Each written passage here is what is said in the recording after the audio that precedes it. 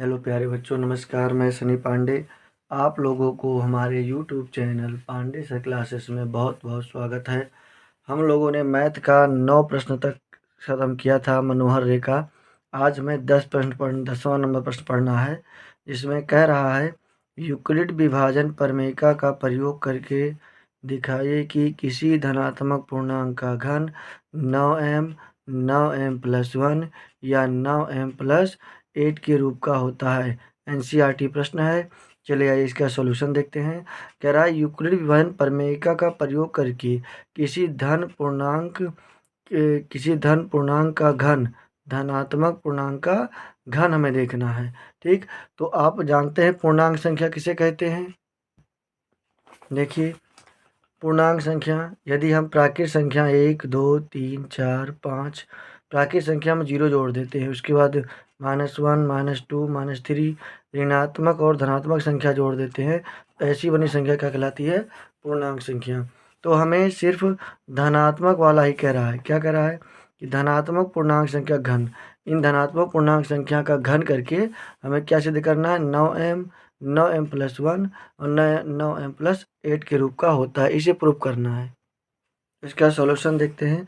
Euclid विभाजन प्रमेय का प्रयोग करके दिखाइए कि किसी भी धनात्मक पूर्णांक का घन 9m 9m+1 9m+8 के रूप का होता है। तो आइए देखते हैं इसका सॉल्यूशन। सबसे पहले हम लोग मानते हैं, क्या मानेंगे कि माना कि धनात्मक पूर्णांक का घन संख्या क्या मान लिए? धनात्मक संख्या क्या मान ली? ए मान ली। तो यूक्लिड विभाजन प्रमेय का प्रयोग से हम क्या जानते हैं? ए बराबर BQ+R, जहाँ R का मान 0 से बड़ा होगा या बराबर होगा, लेकिन B से क्या होगा? छोटा होगा। तो हम यहाँ पर ये वर्ग के रूप में दिया गया है, तो हम इसका वर्ग देखेंगे तो इसका वर्ग क्या होगा? हम मान लेते हैं ए क्या मान लिए? ए हमने ए मान लिया। बी क्या मान लेंगे? 3। क्यू का मान लेंगे m, और आर क्या होगा? तो जब हमने बी को 3 माना है तो आर का मान क्या होगा? 0 1 2, है ना। इससे 3 से क्या होगा? छोटा होगा, कि हमने लिखा है कि 0 क्या होगा? 0, आर का मान 0 से बड़ा और बराबर, लेकिन बी से छोटा होगा। अब जब आ बराबर 0 लेते हैं, आर का मान जब हम 0 लेते हैं, 1 2 3 4 माने थे, जब हम आर का मान 0 लेते हैं तो यूक्लिड विभाजन प्रमेय का क्या आ जाता है? ए बराबर BQ+R, जहाँ ए बराबर 3Q, आर का मान क्या लेंगे? 0 लेंगे। ठीक, तो यहाँ पर लिख सकते हैं क्या? ए बराबर 3Q। दोनों तरफ क्या करने पर? घन करने पर। क्यों? क्योंकि घन करने के लिए ही, ये सिद्ध करने के लिए कह रहा है, इसीलिए हम दोनों तरफ क्या करते हैं? घन करते हैं। तो A³ बराबर 3Q का इधर भी क्यूब करते हैं तो A³ हो जाता है। इधर 3 को 3 बार मल्टीप्लाई करते हैं तो क्या हो जाता है?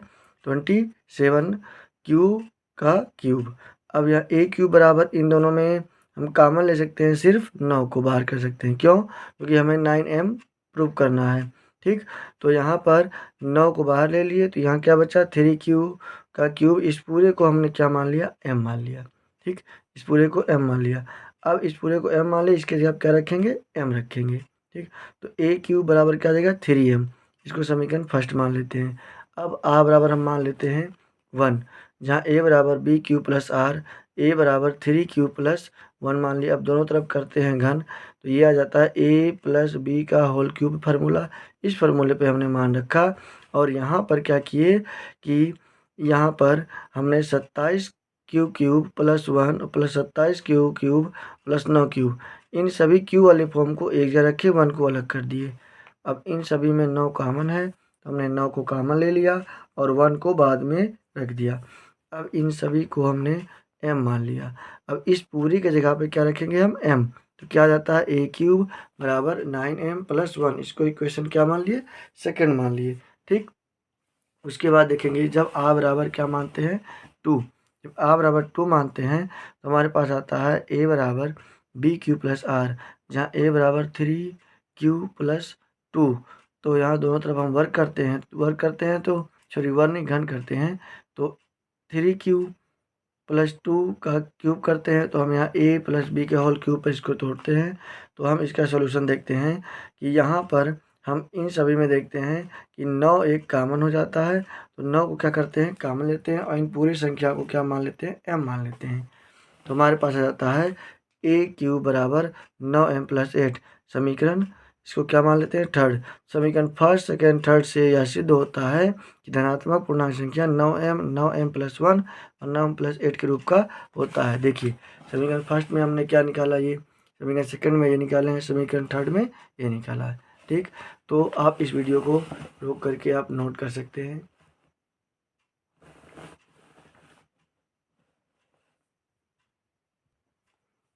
प्रश्न 10 नंबर हो गया। अब 11 नंबर कह रहा है कि 441, 567 और 693 का HCF ज्ञात कीजिए और यूक्लिड भन एल्गोरिथम का प्रयोग करके ज्ञात कीजिए। ये NCERT के एग्जाम्पल के प्रश्न हैं। तो 441, 567 और 993 का हमें HCF ज्ञात करना है। किसका प्रयोग करके, यूक्लिड भन प्रमेय का प्रयोग करके। आइए हम लोग सॉल्व करते हैं। किस किसका ज्ञात करना है, तो 441 और 567 और 693 का HCF फाइंड करना है।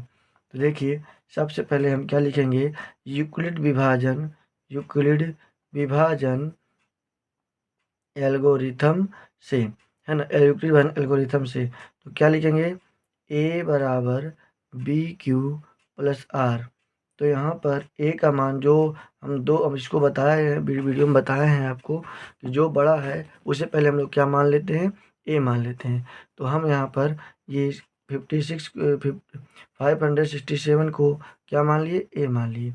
बी क्या हो गया, बी हमारा 441 हो गया और इसे हम क्वाड्रेंट क्या करते हैं 1 और रिमाइंडर कितना बचता है 126। हमने आपको बताया ये किस प्रकार हमने किया। ठीक, और उसके बाद जब तक R 0 नहीं हो जाता तब तक हम ये सॉल्यूशन करते हैं। ये हम पहले वीडियो में बता चुके हैं, ये आप लोग जाकर देखिए तभी समझ में आएगा आपकी। अब ये हम क्या बनाते हैं, इसे ए बनाते हैं। 441 इक्वल टू ये हमारा बन जाता है बी 126।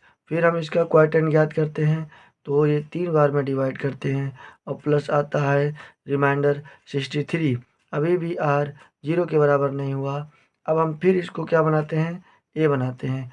126 इक्वल टू ये आता है बी 63। अब कितनी बार डिवाइड करते हैं, 2 बार में। 2 बार में ये कट जाता है पूरा पूरा और रिमाइंडर कितना आ जाता है 0। अब R = 0।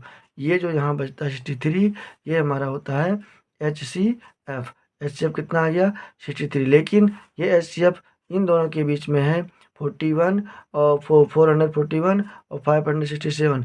अब ये जो HCF निकला, अब इसे हम इन दोनों के बीच में HCF ज्ञात करते हैं। तो हमारे पास आ जाता है 63 और ये 693। इन दोनों में अब HCF ज्ञात करेंगे। ये हमारा हो जाता है ए, ये होता है बी। फिर से हम लोग यूक्लिड विभाजन प्रमेय का प्रयोग करते हैं। ए बराबर BQ + R। ए का मान क्या आ जाता है, ए का मान 693 इक्वल टू बी आ जाता है हमारा 63। कितनी बार में डिवाइड करते हैं, 11 बार में डिवाइड करते हैं। रिमाइंडर क्या आता है 0। अब R 0 आ गया तो यहाँ पे जो बचता है वही हमारा क्या होता है HCF। तो ये हो गया हमारा आंसर। HCF कितना है 63। तो पूरा विश्वास है भैया कि आपकी समझ में ये क्वेश्चन आया होगा। तो आप वीडियो को पॉज करके नोट कर सकते हैं। चलिए अब अगले क्वेश्चन को देखते हैं। कह रहा है कि दर्शाइए कि किसी धनात्मक पूर्णांक का वर्ग किसी पूर्णांक q के लिए 4q या 4q + 1 के रूप का होता है। बिल्कुल क्वेश्चन जो है 9 नंबर की तरह बनाएंगे, है ना। तो चलिए ये देखते हैं। तो हम सबसे पहले क्या मान लेंगे, माना कि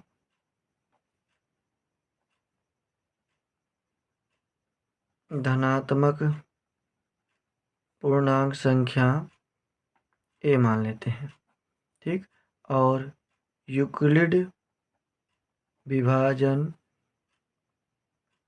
प्रमेय के प्रयोग से हम क्या करते हैं, ए बराबर BQ + R ये मान लेते हैं। जहाँ पर ये R का मान क्या होगा 0 से बड़ा या तो बराबर, लेकिन B से क्या होगा छोटा होगा।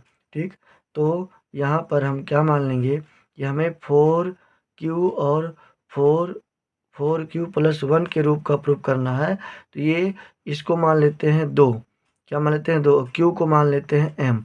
तो यहाँ पर हमने क्या माना कि a को पहले a ही मान लेते हैं, b को हमने 2 मानना है और q को हमें m मानना है। तो हम यूक्लिड वन प्रमेय से क्या जानते हैं, a बराबर BQ + R। अब R का मान क्या क्या हो सकता है, हमने आपको बताया R का मान 0 से बड़ा बराबर लेकिन B से छोटा। तो B कितना है 2, R का मान 0 होगा, 1 होगा बस, 2 से तो छोटा ही होगा। तो एक बार हम क्या लिखते हैं कि जब R बराबर 1, जब R बराबर 1 होगा तो हम यहाँ लिख सकते हैं कि A बराबर BQ + R। तो A बराबर B का मान कितना है 2, Q का मान कितना माने हैं, Q का मान अभी हमें नहीं पता तो Q लिखते हैं, R का मान 1, तो सॉरी R का मान 0 माने ना, 0 लिखो, यहाँ पे 0 होगा। अब हमारे पास आ गया A बराबर 2q, कह रहा है कि 4q और 4q + 1 के घन के रूप में व्यक्त करना है। तो इस सॉरी घन नहीं, वर्ग के रूप में व्यक्त करना है, वर्ग के रूप में। तो हम क्या करते हैं, दोनों तरफ वर्ग करने पर, हम दोनों तरफ वर्ग करते हैं तो ये a का वर्ग हो जाएगा और 2q का वर्ग हो जाएगा। a का क्यूब उस a का स्क्वायर a² और 2 का स्क्वायर कितना हो जाता है 4q²। अब हम यहाँ पर a² बराबर 2 को जो है इस प्रकार से 4q, इस 4 को कॉमन ले लीजिए, 4 को कॉमन लीजिए और q को अलग कर दीजिए। अब इस q को मान लीजिए, q² को m मान लीजिए, क्या मान लेते हैं m, जहाँ q² को m मान लेते हैं। a² बराबर क्या हो जाएगा 4m, समीकरण फर्स्ट। अब देखिए अभी r एक और बचा हुआ है तो इसको मान लेते हैं कि जब r बराबर 1 हो, जब r बराबर 1 होगा तो हम यहाँ लिख सकते हैं कि a बराबर BQ + R। तो यहाँ लिख सकते हैं a बराबर b का मान 2, q r का मान 1। अब हम क्या करते हैं, दोनों तरफ वर्ग करने पर, हम दोनों तरफ वर्ग करते हैं तो हमारे पास क्या आ जाता है कि a बराबर 2q + 1, इधर भी वर्ग किया जाएगा इधर भी वर्ग किया जाएगा, ये a² जाएगा 2q का स्क्वायर + 1 का स्क्वायर + 2 × 2q + 1, ये आ जाएगा। उसके बाद हम यहाँ लिख सकते हैं कि a² बराबर 4q² प्लस यहाँ हम लिख सकते हैं क्या कि 1 का स्क्वायर + 2 2 जा 4q। अब हम यहाँ पर लिख सकते हैं a² 4q² + 4q + 1। यहाँ पर हम 4 कॉमन ले सकते हैं, यहाँ 4 कॉमन ले सकते हैं, बचेगा q² + q + 1। अब यहाँ q² + q, a² बराबर हम यहाँ लिख सकते हैं क्या 4m + 1, जहाँ q² + q बराबर क्या मान लिए m मान लिए, इसको क्या मान लिए m। तो यहाँ इसको समीकरण सेकंड मान लेते हैं। अब समीकरण फर्स्ट और समीकरण सेकंड से आप देख रहे हैं कि 4q और 4q + 1 के रूप का ये आ जाता है। तो हमें यहाँ पर एक छोटा सा लैंग्वेज लिखना पड़ेगा, आप लोग लिख लीजिएगा कि यहाँ समीकरण फर्स्ट सेकंड से यह सिद्ध होता है, यहाँ समीकरण फर्स्ट और सेकंड से यह सिद्ध होता है कि कोई भी धनात्मक पूर्णांक का वर्ग 4q या 4q + 1 के रूप का होता है। इतना आपको लैंग्वेज लिखना है। अगला क्वेश्चन देखते हैं। अगला क्वेश्चन है 13 नंबर कि यूक्लिड एल्गोरिथम के प्रयोग से 378, 180 और 420 का HCF ज्ञात कीजिए। अब इसका HCF ज्ञात करते हैं। देखिए हमें HCF जो ज्ञात करना है वो 378, 180 और 420 का। तो पहले हम इन दो के बीच HCF ज्ञात करते हैं। तो हम यहाँ लिखेंगे क्या कि यूक्लिड विभाजन एल्गोरिथम से a बराबर बी क्यू प्लस आर, ए कौन ज़्यादा है 378 बराबर 180। जब 180 को हम इसे डिवाइड करते हैं तो 2 बार में डिवाइड होता है और रिमाइंडर कितना बचता है 18। आर अभी तक 0 नहीं आया है, ठीक। तो फिर हम 180 को आगे करेंगे और बराबर यहाँ क्या लिखेंगे 18। कितनी बार में 10 बार में आ जाता है, रिमाइंडर क्या होता है 0। अब आर 0 हो जाता है तो इस प्रक्रिया को यहीं रोक देते हैं। अब ये जो 18 आया ये तो इन दोनों का HCF है। अब ये दोनों का HCF 18 आ गया तो फिर हमारे पास एक संख्या बचा है 420। अब 420 और 18 इन दोनों का एलसीएम निकालते हैं। तो अब 420 और 18 के बीच में एलसीएम क्या होगा, तो 18 के बीच में एलसीएम क्या होगा, तो हम लिख सकते हैं कि a बराबर बी क्यू प्लस आर।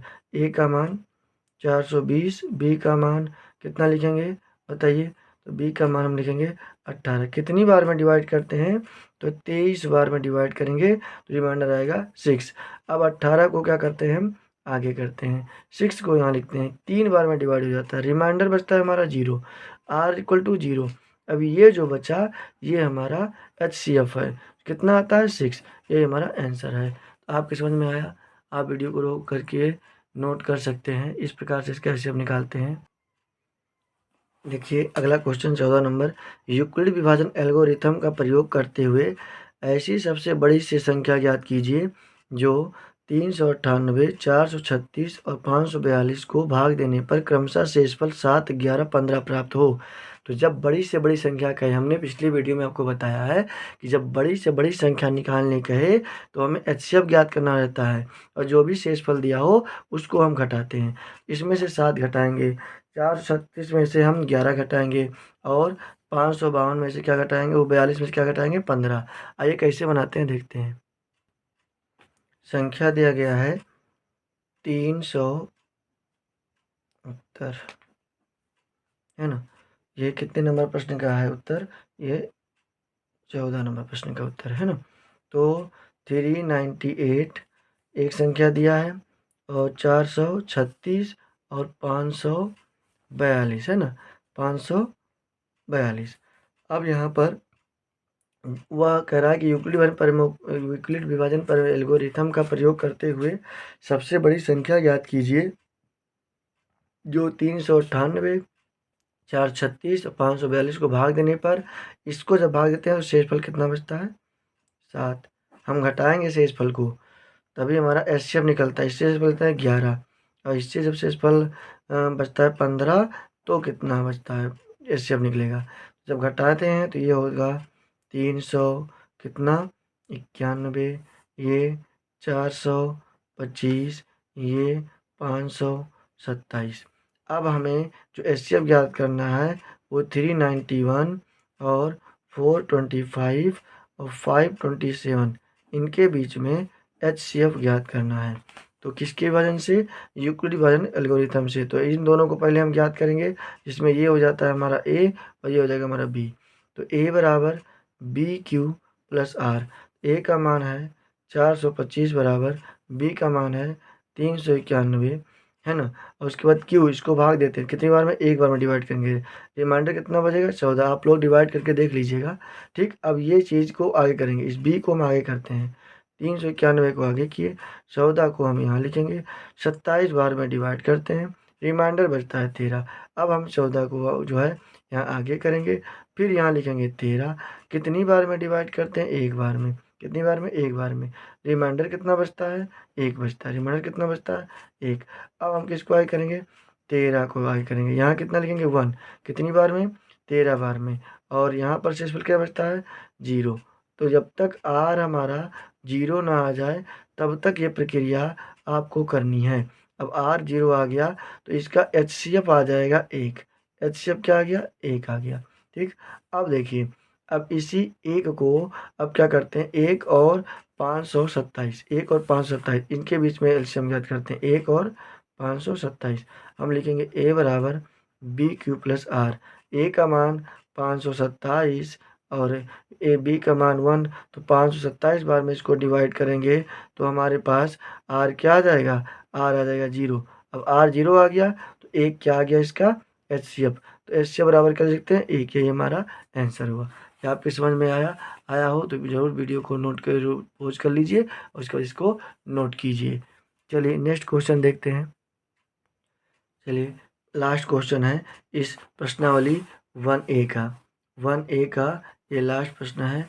देखिए, यूक्लिड विभाजन एल्गोरिथम का प्रयोग करते हुए ऐसी सबसे बड़ी से बड़ी संख्या ज्ञात कीजिए जो 20, 53, 9, 967 को भाग देने पर शेष फल क्रमशः क्या बचता हो, 5 और 7। इसको भाग देते हैं तो 5 शेष फल बचता है, इसको भाग देते हैं तो 7 बचता है। तो हम इसमें से 5 घटाएंगे, इसमें से 7 घटाएंगे। चलिए देखिए कैसे बनाया जाता है। तो ये उत्तर किसका है, 15 नंबर प्रश्न का है ना। तो यहाँ कह रहा है कि 20, 53 को जब भाग देते हैं तो 5 शेषफल बचता है और 9, 6, 7 को जब भाग देते हैं शेषफल 5 बचता है। 5 बचता है नहीं 7 बचता है, 7 बचता है। ठीक, अब यहाँ से जब हम डिवाइड करेंगे तो यहाँ पर 2053 है ना, 53 है। और ये 7 से फिर से लिखते हैं, थोड़ा समझ में नहीं आता होगा। तो ये लिखेंगे कि 20 53 में भाग देते हैं तो 5 शेषफल आता है और 967 में भाग देते हैं 7 तो 7 शेषफल आता है। तो जब इसको हम घटाते हैं तो हमारे पास बचता है 20, 48 और इसको घटाते हैं तो 960। ये हमारा ए हो जाता है, ये हमारा बी हो जाता है। तो यूक्लिड विभाजन एल्गोरिथम से ए बराबर BQ प्लस R। ठीक, तो यहाँ पर ए का मान 20, 48, बी का मान 960। जब इसको इससे डिवाइड देते हैं तो रिमाइंडर बचता है, जो है 2 बार डिवाइड होता है, रिमाइंडर बचता है 118। अब 960 को जब 118 से डिवाइड करते हैं कितनी बार में, 8 बार में, तो रिमाइंडर बचता है 16। अभी R 0 के बराबर नहीं है, ये लिखेंगे हम जब तक 0 के बराबर नहीं आता है। अब 118 को हम आगे करेंगे, 16 का टेबल पढ़ते हैं 7 बार में, अब रिमाइंडर आता है हमारे पास 6। अब 16 को आगे करते हैं और 6 का टेबल पढ़ते हैं 2 बार में, रिमाइंडर आता है 4। अब हम 6 को आगे करेंगे, 4 का टेबल पढ़ते हैं 1 बार में, तो रिमाइंडर आता है 2। अब हम 4 का टेबल पढ़ेंगे तो जो 4 को आगे करेंगे 2 का टेबल पढ़ते हैं 2 बार में, रिमाइंडर आता है 0। तो हम यहाँ लिखेंगे R not equal to 0, R not equal to 0, R not equal to 0, R equal to 0। R 0 हो गया तो इसको यहीं पर रोक देते हैं। ये जो आता है यहाँ जो बचता है ये हमारा क्या होता है, HCF। तो HCF बराबर कितना आ गया, 2। ये हमारा आंसर हो गया। लास्ट क्वेश्चन का सॉल्यूशन है, वीडियो को रोक करके नोट कर लीजिए। आज हमारा 1A समाप्त होता है, अब हम 1B की ओर पढ़ेंगे।